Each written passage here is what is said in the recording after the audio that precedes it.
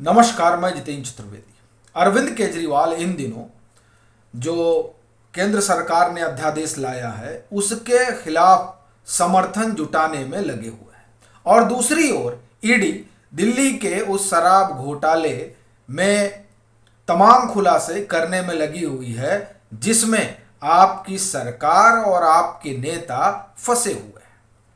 अब ये बड़ी रोचक बात है कि जो खुलासे हो रहे हैं और जिस तरीके से तमाम चीज़ें बाहर निकल कर आ रही हैं उस पर आम आदमी पार्टी के कोई नेता बोलने को राजी नहीं है। अभी मामला 210 करोड़ का निकल कर आया है और अब ये सवाल उठने लगा है कि ये 210 करोड़ किसके खाते में गए और इसकी क्या कहानी।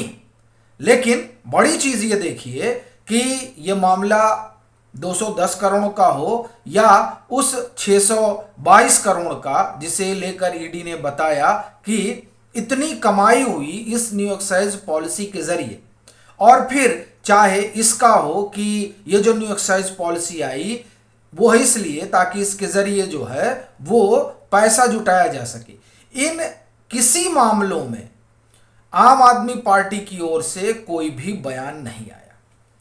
लेकिन जो हम लोग बात करने जा रहे हैं वो दरअसल उस 210 करोड़ की है जिसे लेकर ईडी ने अपने आरोप पत्र में बड़ा खुलासा किया है और ये खुलासा आम आदमी पार्टी के कई नेताओं का संकट बढ़ाने वाला है। मनीष सिसोदिया तो वैसे ही जो है वो जेल में है, तो उनकी जो समस्या है वो तो दिनों दिन बढ़ती जा रही है, लेकिन उनके साथ और भी कई लोग इसकी जद में आ सकते हैं।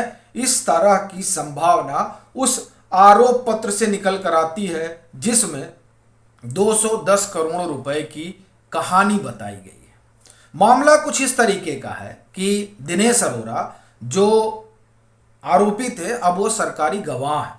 उन्होंने वो बात बताई दरअसल जो सबके मन में कौंध रही थी और उसी के जरिए ये 210 करोड़ रुपए का पूरा खेल निकल कर सामने आया। एक सवाल है जो ईडी हो सीबीआई हो लगातार पूछ भी रही है और इस तलाश में लगी हुई है कि आखिर ये 5 से 12% हुआ कैसे। भाई 5 था वो 12 चला गया, जो कमीशन खोरी वाला मसला है, या आप कहिए कि प्रॉफिट मार्जिन वाला मसला है। ये जो बढ़ा वो बढ़ा कैसे, इसके मिनट्स कहाँ हैं, यही एजेंसियां खोज रही हैं और इसी का एक आप ये कहें कि साफ साफ जवाब चाहती हैं उन लोगों से जो लोग इस मामले में फंसे हुए हैं, फिर वो चाहे मनीष सिसोदिया हो या विजय नायर हो, समीर महेंद्र, तमाम लोग। पर इसका जवाब कौन दिया? इसका जवाब दिनेश अरोड़ा जो सरकारी गवाह बन चुके हैं वो कहते हैं कि दरअसल ये 6 से 12 इसलिए हुआ ताकि 6 जो निर्माता, डिस्ट्रीब्यूटर और वो जो एक लॉबी है वो रखेगा और बाकी 6 जो है वो विजय नायर यानी आपकी सरकार के पास जाएगा। अब ये एक बड़ा आप ये कहें कि सनसनीखेज खुलासा है जो ईडी ने किया कि 12 किस लिए रखा गया। उसमें आधा डिवाइड हो गया, 6 इधर और 6 उधर, जो विजय नायर के जरिए जाएगा। दूसरी बात वो इसी में निकल कर आती है कि दिनेश अरोड़ा का अपना संजय सिंह के साथ भी संपर्क रहा और वो उनके साथ केजरीवाल के आवास तक गए, मिले जुले। इस तरह ईडी ने अपने आरोप पत्र में चीजें लिखी हुई है। लेकिन असल बात यह है कि ये 210 करोड़ रुपए का खेल क्या है। तो ये जो मार्जिन तय हुआ था 6 से 12% और इसमें 6 इधर जाना था और 6 जो है आपके पास जाना था, तो वो जो 6 है उस 6 में जो ये जिसे ब्राइब कहा जा रहा है ये कुल 210 करोड़ रुपए होता है। तो अब ये गया कहां, कैसे आया, ये जो है सबसे बड़ा सवाल है।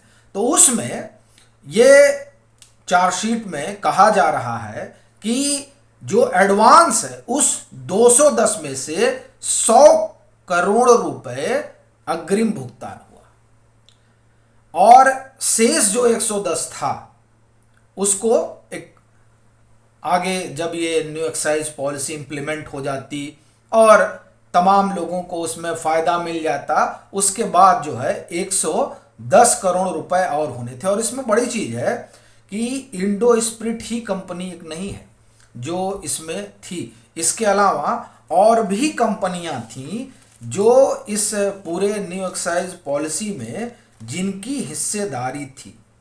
अब आप देखिए, जिसे इसमें हमने महादेवा, ये भी एक जो है, और इसके साथ 4 अन्य ये निर्माता कंपनियां थीं जिनका फेवर लिया गया था, और इंडो स्पिरिट समेत। और इन लोगों से फिर बाद में आप ये कहें कि जब तमाम चीज़ें हुई, तब वो जो 210 करोड़ रुपए का करार हुआ था, प्रॉफिट मार्जिन जो 6 से 12 किया गया था, तो उसमें ये तमाम लोग थे जिनके ज़रिए ये पैसा आम आदमी पार्टी के पास जाना था, जिसमें 100 तो पहले ले लिया गया था। अब बड़ा सवाल यह है कि ये जो 210 करोड़ रुपए है, ये गया किसके खाते में? वो कौन शख्स है जिसको ये पैसे मिले? मनीष सिसोदिया वाले में तो ये एक बात ये निकल कर आई कि 2.2 CR मतलब 2.2 करोड़ रुपए अमित अरोड़ा ने दिनेश अरोड़ा के जरिए मनीष सिसोदिया को दिए, और 100 करोड़ रुपए विजय नायर के जरिए आए। लेकिन बड़ी बात यह है कि खाते में किसके गए? क्या वो आम आदमी पार्टी के खाते में गए, या आम आदमी पार्टी के कर्ता धर्ता के खाते में गए, या आम आदमी पार्टी के किसी दूसरे नेता के पास गए, या उन्हें जो तमाम जगह चुनाव हुए, जिसमें गुजरात में भी चुनाव हुए, गोवा में भी चुनाव हुए, पंजाब में भी चुनाव हुए, वहाँ उसको पहुँचाया गया और इन चुनावों में उसका उपयोग हुआ? ये तमाम सवाल हैं जिसके जवाब अब एक एक करके बाहर आएंगे, चूंकि ये अपने आप में एक बड़ी बात है जो 210 करोड़ रुपए की आई है। अब इसमें आप देखिए कि ईडी ने इसके समेत और कई चीजें बताई हैं, जिसमें 2 कंपनियों का तो सीधे सीधे चर्चा की गई है, जिसको लेकर बाकायदे विजय नायर ने बात की मनीष सिसोदिया से कि इन 2 कंपनियों को साथ लेकर आना है, और साथ ही ये भी कि कई शराब कंपनियों पर दबाव भी बनाए गए कि आप जो है यहां से निकल लीजिए। यानी कि इस पूरे ये जो न्यू एक्साइज पॉलिसी है, इसमें आप बिडिंग वगैरह मत करिए, आपको नहीं मिलने वाला। क्यों? क्योंकि ये पहले से ही तय है, और ये इस तरीके से गढ़ा गया था कि आने वाले समय में जो भी ज़रूरत हो आम आदमी पार्टी के सरकार की, आम आदमी पार्टी की, जो भी संगठनात्मक खर्च हो, वो दरअसल इस न्यू एक्साइज पॉलिसी के जरिए निकल आए।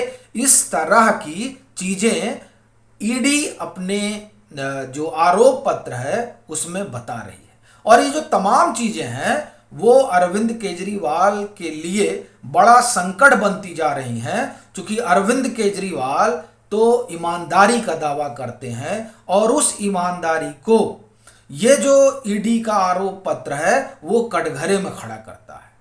और यही वजह है कि अगस्त 2022 के बाद से, और आप ये कहें कि गुजरात चुनाव के बाद से जो तमाम सर्वे होने लगे हैं, उसमें अरविंद केजरीवाल की लोकप्रियता जो है वो लुढ़कने लगी है।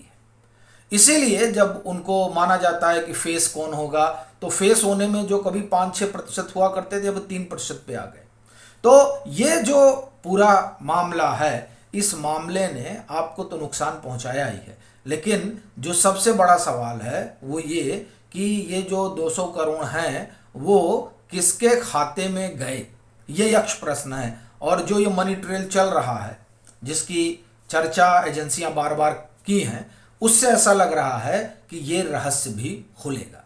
बाकी आपकी अपनी क्या राय है ज़रूर साझा करें। मतांतर से नहीं जुड़े हैं तो जुड़ें, वीडियो को लाइक करें और खूब शेयर करें।